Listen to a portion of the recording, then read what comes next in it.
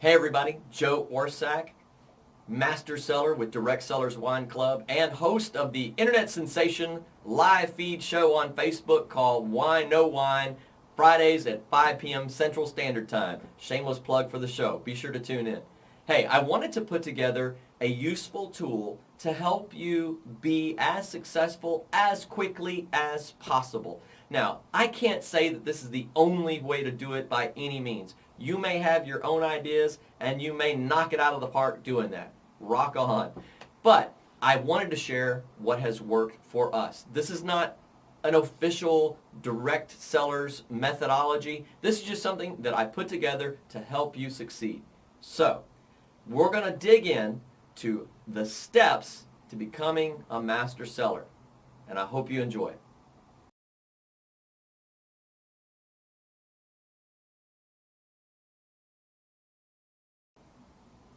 Step 1, social media. I get most of my business for all of my businesses through social media. It's tremendously powerful.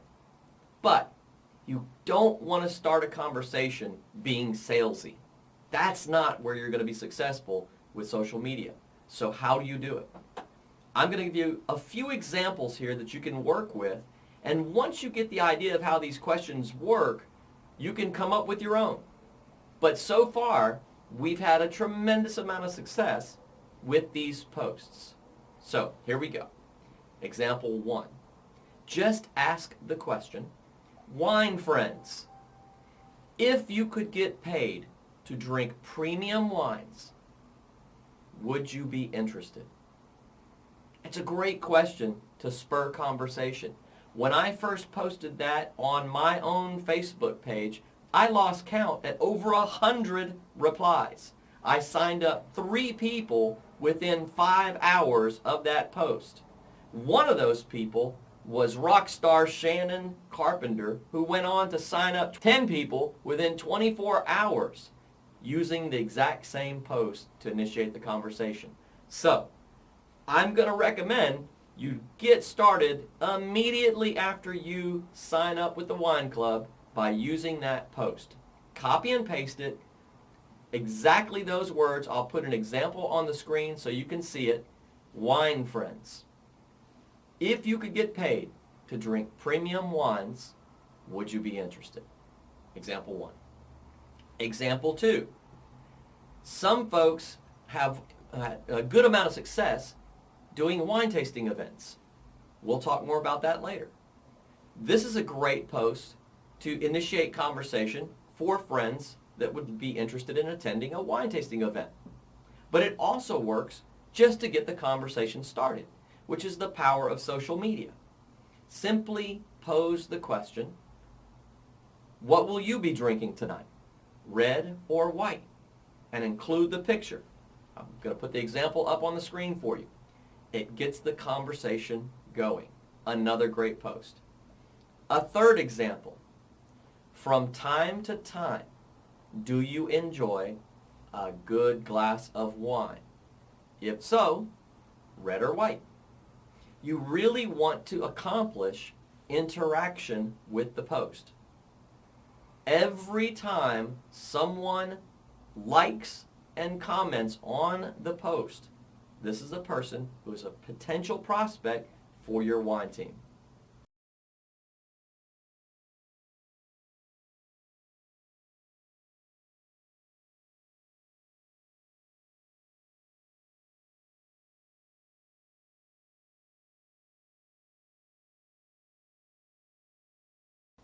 All right, you've made your post and people are commenting like crazy.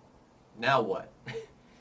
Number 1, I highly recommend that you post only when you have the time to follow up. Following up and keeping the conversation going, catching the person when they're there, is a critical part. People are only on social media sometimes for minutes at a time, and you may have just caught them at that one time. You want to strike while the iron's hot. So, it's important that when somebody comments on your page, be ready to reply back, right? When I posted the question, wine friends, if you could get paid to drink premium wines, would you be interested? And the page started blowing up. I was responding as quickly as I could. And some people are being fun and silly. They're saying, duh, is this a trick question? And I would reply to those kind of comments with like, I know, right? That was my response too. I'm going to send you a private message. Let them know that you're going to be communicating with them through private message or instant messenger, whatever you want to call it, on Facebook, all right? Reply to everybody. That's very important. Also, when there's more activity going on and there's a conversation that's happening, a lot of times in the analytics of Facebook, algorithms of Facebook, Facebook will then see that post as a post that is relevant because there's a lot of activity going on, and it will give it a greater viewing audience. All that helps you. So it's very important to get that conversation going. Immediately reply to them. Let them know you saw their comment. Laugh with them. Have a conversation. That's the point of social media. So you make that comment, let them know you're going to send it to them, and now you're going to go to Instant Messenger and have a reply. Your goal here, and you're going to hear me say this a lot, is that you must convey excitement.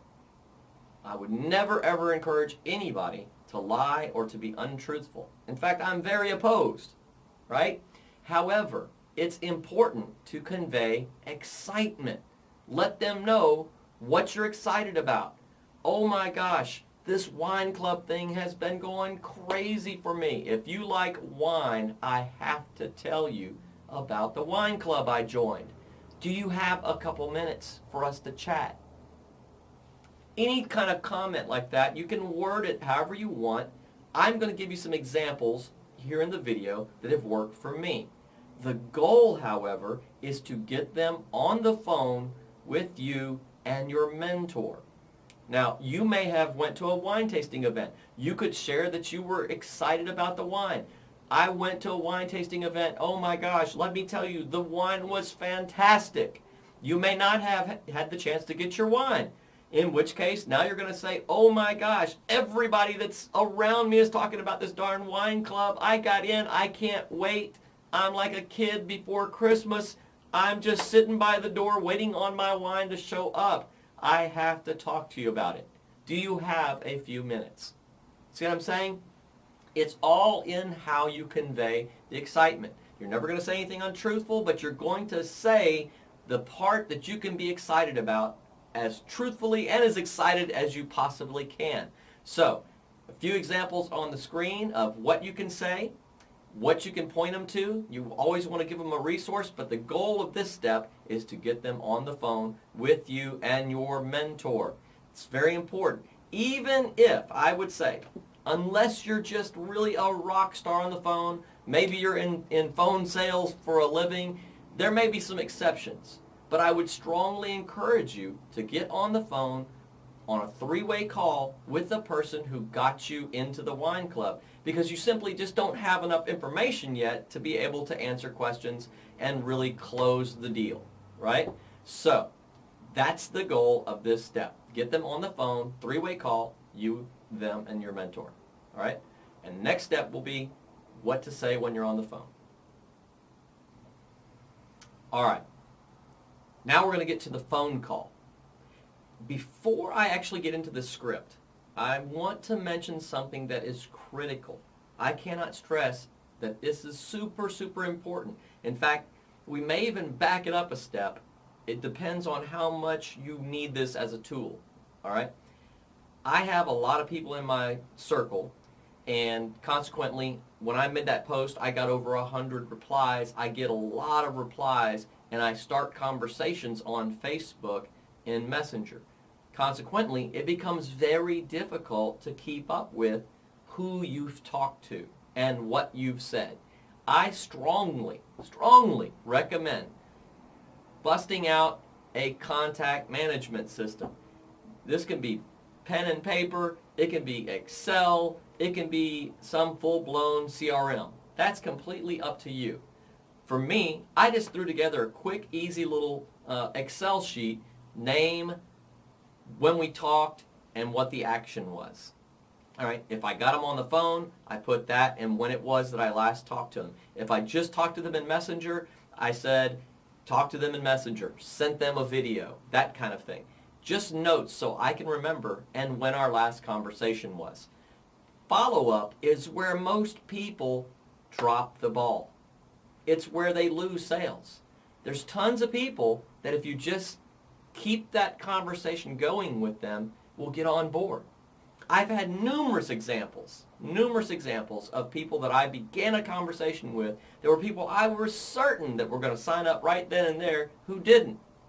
But because we kept the conversation going, I kept telling them about the excitement. Man, I'm having so much fun.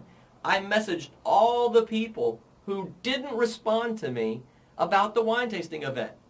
And then after the wine tasting event, I sent them another message. Oh my God, we had so much fun last night. I'm sorry you didn't make it. It was a huge turnout. The wine was amazing.